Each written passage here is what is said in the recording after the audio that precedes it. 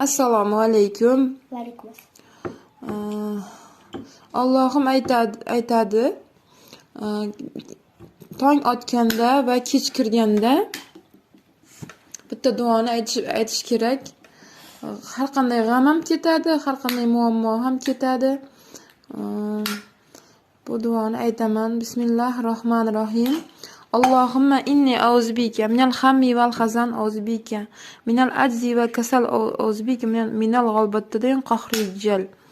Bu duoni kech kirganda, tong otganda aytib yursa, har qanday g'am ham, har qanday muammodan ham chiqib ketasiz. Faqat chin dildan Allohimga ishonib, mehr bilan yig'lab, juda ezilib yurgan odamlar, insonlar bo'lsa, juda ham Allohdan chin qalbidan so'rab nima qilsa, Allohim shu muammolarni chiqib ketishimizga yordam berar ekan.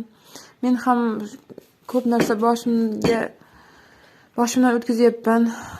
Harakat qilyapman shu narsalardan chiqib ketishga. Allohimga behisob shukr. Yetim-uchamizni sog' qilib yaratib qo'ygan, farzandlarimizni yonimizda. Allohimga behisob shukr.